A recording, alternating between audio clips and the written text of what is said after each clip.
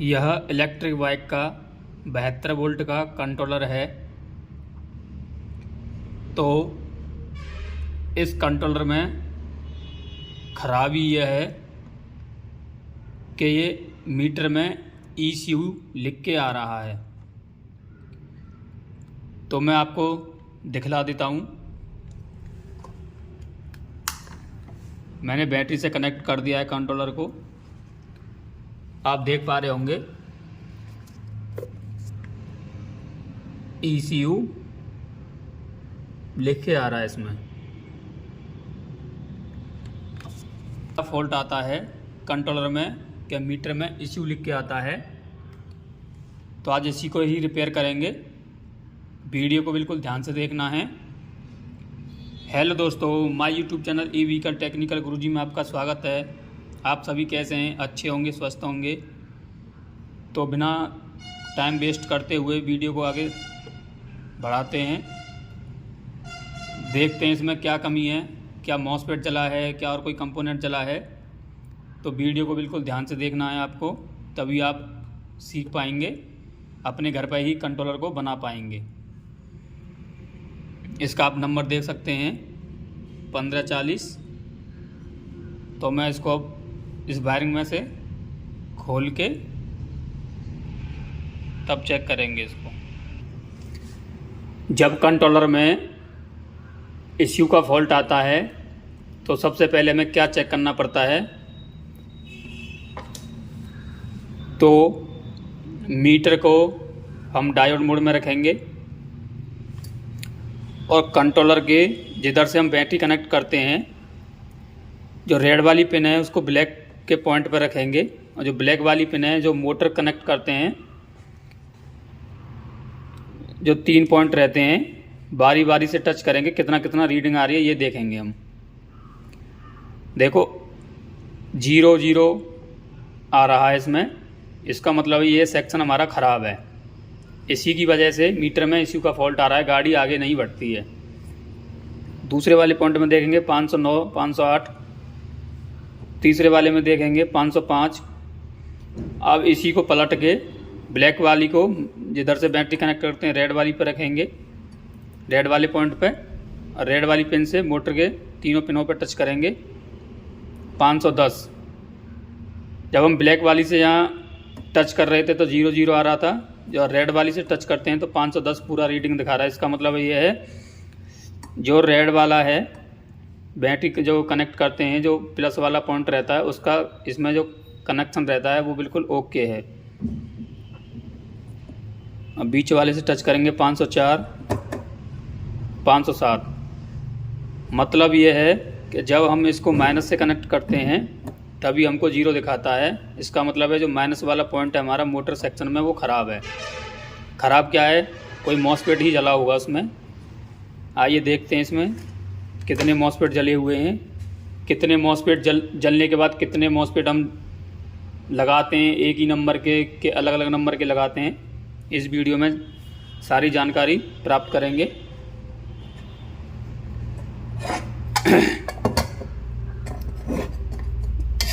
मैंने स्क्रू 4-5 खोल दिए पहले ही।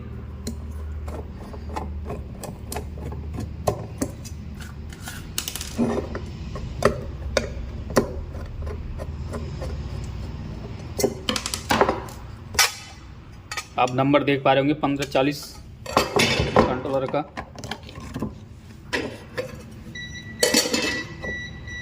यह पहले भी रिपेयर किया गया है। इस पर नंबर भी पड़ रहा है 12200 1540, 12200 1540।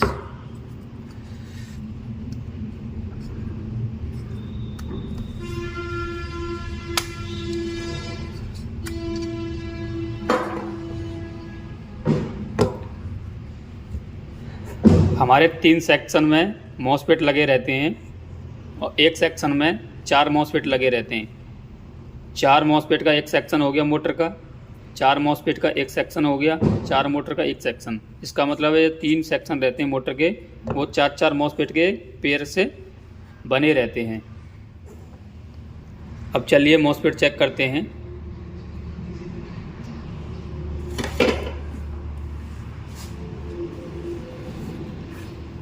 एक एक मॉसफेट को चेक करेंगे।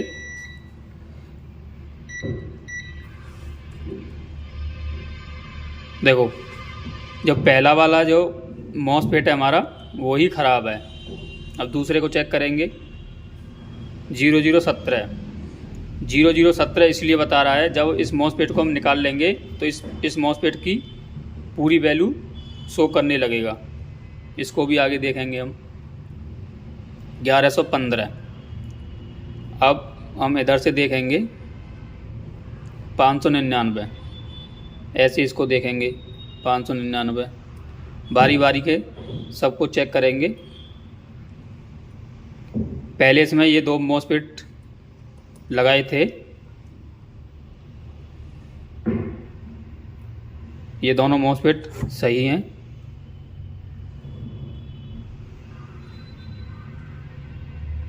छः सौ रीडिंग आ रही है। अब इन पिनों को पलट के चेक करेंगे दोबारा से। 1115 1115 1118। बारी बारी के सबको चेक करेंगे कितना रीडिंग आ रही है। अगर किसी में कम आई तो वो मॉसफेट ख़राब है। 4-5 रीडिंग ऊपर नीचे हो जाती है, ज़्यादा नहीं होनी चाहिए। तो हमारा एक मॉसफेट ये ख़राब है।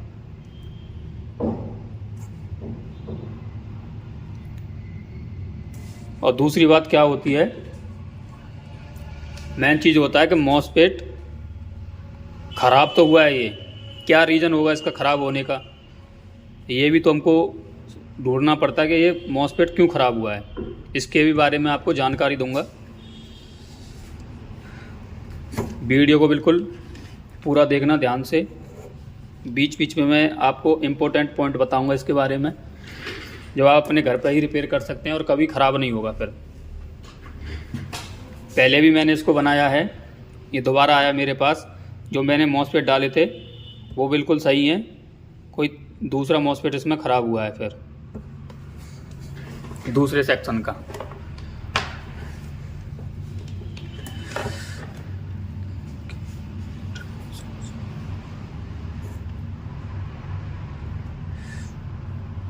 हमारे हर सेक्शन में 4 मॉसफेट रहते हैं। हर 2 मॉसफेट के गेट पे 10 ओम्स 20 ओम्स के रेजिस्टेंस लगे रहते हैं।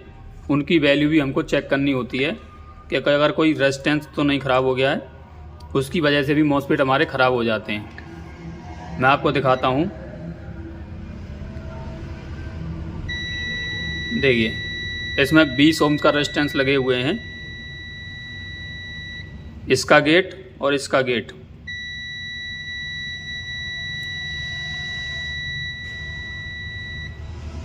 अब इस दोनों का चेक कर लेते हैं। इसका भी रेजिस्टेंस ओके हैं। इन दोनों की चेक करते हैं। अब इन दोनों की चेक करेंगे, बारी बारी के सबके चेक करेंगे ऐसे ही। मगर जो हमारे रेजिस्टेंस हैं वो ओके हैं। ये हमारा मॉसफेट ख़राब है। अब इसको हम निकाल लेते हैं। तब जो रीडिंग आ रही थी इसकी दूसरे वाले की कम, उसको भी चेक करेंगे कि मॉसफेट ये भी ख़राब है कि सही है। पहले इसको निकालेंगे तब इसको चेक करेंगे हम।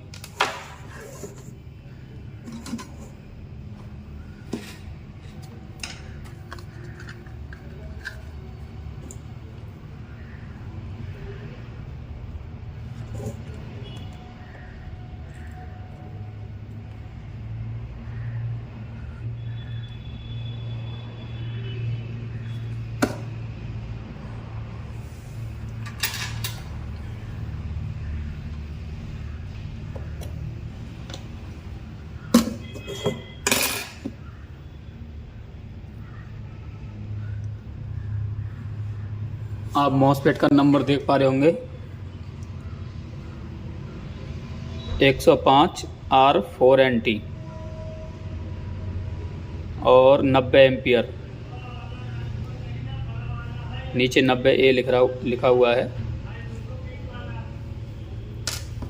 अब इस वाले को चेक करेंगे जो मैं कम रीडिंग दिखा रहा था। देखिए 583, मतलब ये मॉसफेट सही है। हमारा एक ही मॉसफेट ख़राब था।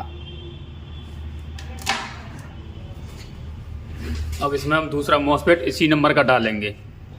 क्या होता है, कभी कभी जैसे ये इस नंबर का मॉसफेट हमने निकाला है, अगर हमारे पास इस नंबर का मॉसफेट नहीं है, सेम इसी नंबर का दूसरा, इसी एम्पियर का, इसी वोल्ट का अगर दूसरा मॉसफेट है, तो हमको क्या करना होता है, ये चारों मॉसफेट चेंज करने होते हैं। अगर आपने एक डाल दिया तो चल तो जाएगा, पर ज़्यादा दिन चलने की कोई गारंटी नहीं रहती है फिर उसकी।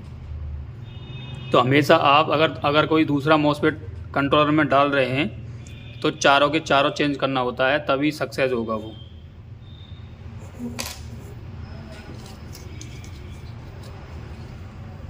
अब इसमें दूसरा मॉसफेट डालेंगे हम।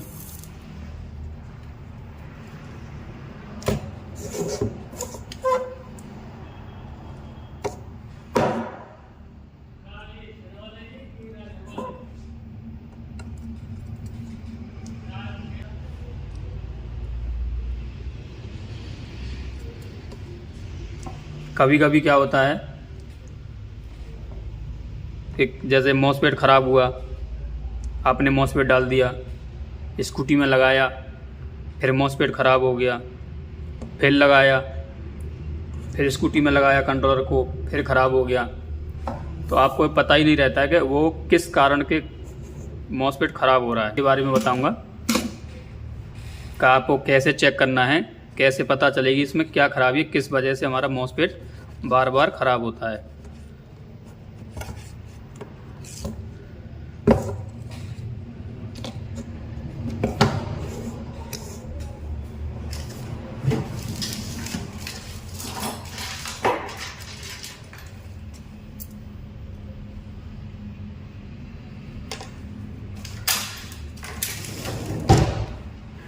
ये जो मॉसफेट हमने ख़राब निकाला था, इसको मैं चेक करा देता हूँ आपको। पहले देखिए मीटर में जब हम पेन से टच करते हैं तो 0 रीडिंग आती है, ये बिल्कुल शॉर्ट है। अब इसी नंबर का मैं दूसरा मॉसफेट डालूँगा, ये तो हुआ ख़राब। और जो मेरा सही मॉसफेट है,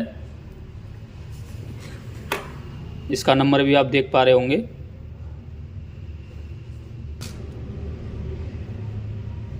देखिए 105 R4NT। अब इसको चेक कराऊंगा मैं आपको कि ये मॉसफेट ख़राब है कि सही है। पहले जो ख़राब था उसको हटा देते हैं इधर से। अब इसको चेक कराऊं मैं। देखिए 523। अब गेट से टच करके फिर सोर्स पर लगाएंगे हम 314। आधी रीडिंग या आधी से थोड़ी ज़्यादा रीडिंग आनी चाहिए तो मॉसफेट हमारा बिल्कुल ओके रहता है। अगर आपने मॉसफेट अगर चेक कर रहे हैं तो जो ब्लैक वाली है हम उसको ग्राउंड पर रखेंगे, मतलब ड्रेन पर जो बीच वाली पिन है इससे टच रहती है ये।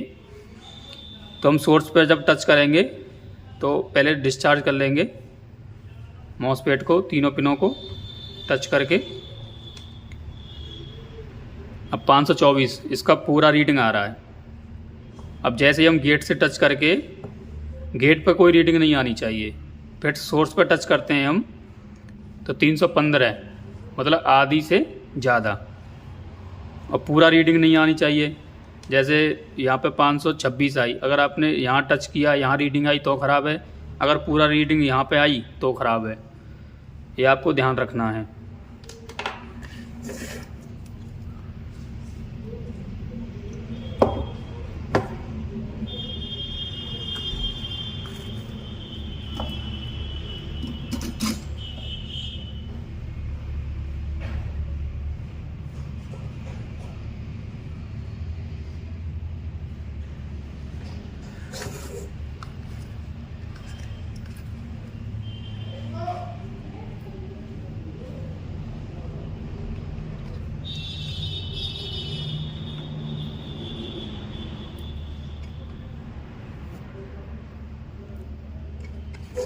इनकी पिनों को अच्छे से सोल्डरिंग करना होता है।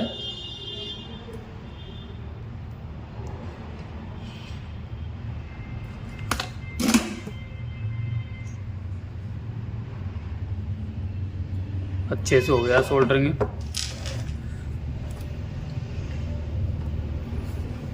अब हम चेक करेंगे जैसे स्टार्टिंग में हमने चेक किया था कि मॉसफेट डालने के बाद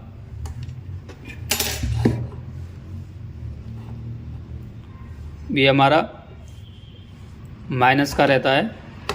जैसे आपने कंट्रोलर को खोल लिया है और आपको पता नहीं है कि इसमें माइनस प्लस कौन सा रहता है, तो कंट्रोलर को आप पलट लेंगे और फिर इसमें देखेंगे जिधर से जम्पर लगा रहता है, जैसे इसमें जम्पर लगे हैं ये दो, यहाँ से और यहाँ तक, तो ये हमारा माइनस पॉइंट का रहता है। और माइनस पॉइंट हमेशा मॉसफेट की तरफ नहीं रहता है, मॉसफेट की तरफ हमेशा प्लस पॉइंट रहेगा। कोई सा भी कंट्रोलर हो मॉसफेट की तरफ प्लस का ही पॉइंट रहता है, ये ध्यान रखना आप।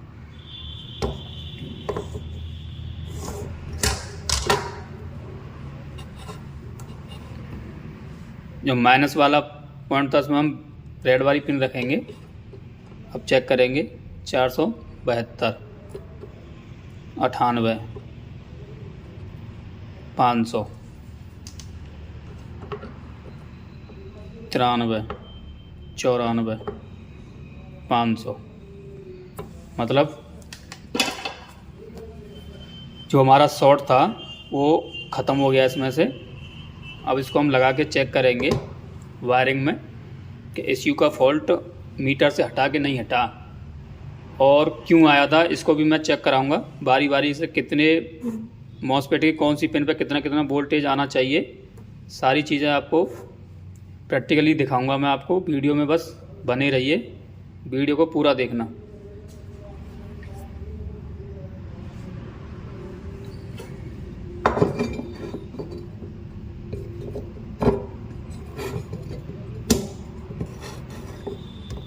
पहले मैं इसको वायरिंग में लगा लेता हूँ, तो मैं वीडियो को पुश करता हूँ। जैसे कि दोस्तों आप देख पा रहे हैं कंट्रोलर का मैंने कनेक्शन कर दिया है, मोटर भी कनेक्ट कर लिया है इससे मैंने, आप देख पा रहे होंगे। अब मीटर को ऑन करते हैं, इसको सप्लाई देते हैं इसमें। अब देखिए जो एसयू का फॉल्ट आ रहा था वो यहाँ से हट चुका है। और पार्किंग, अब पार्किंग हटाएंगे हम, हमारी पार्किंग हट गई है। अब मोटर चेक करेंगे। पहले फर्स्ट गियर पे करेंगे इसको,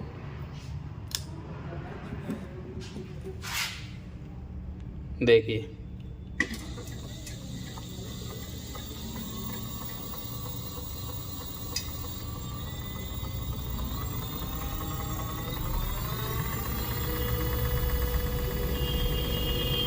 हमारे फर्स्ट सेकंड गियर पे है ये।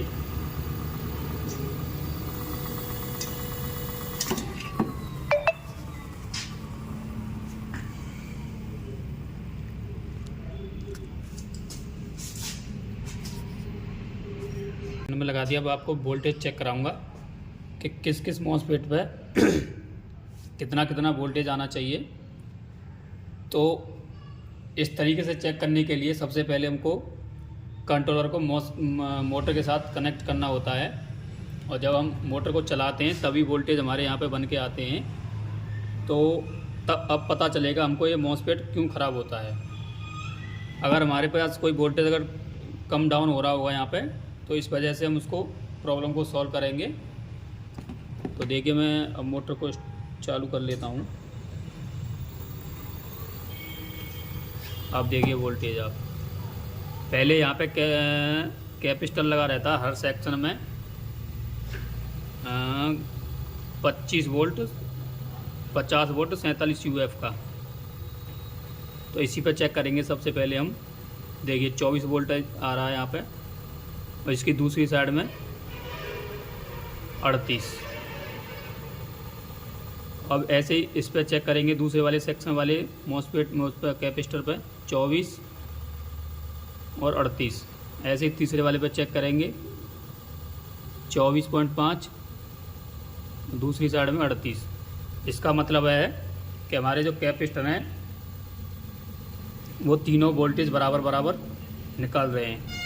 अब तीनों सेक्शन के मोटर पर चेक करेंगे कितना कितना 24.4, 24.4, 24.4। और इसमें से किसी सेक्शन में अगर वोल्टेज तीनों बराबर ना आके किसी में कम या ज़्यादा आ रहा है तो वो सेक्शन हमारा ख़राब रहता है, उसकी वजह से ही मॉसफेट हमारा ख़राब होता है।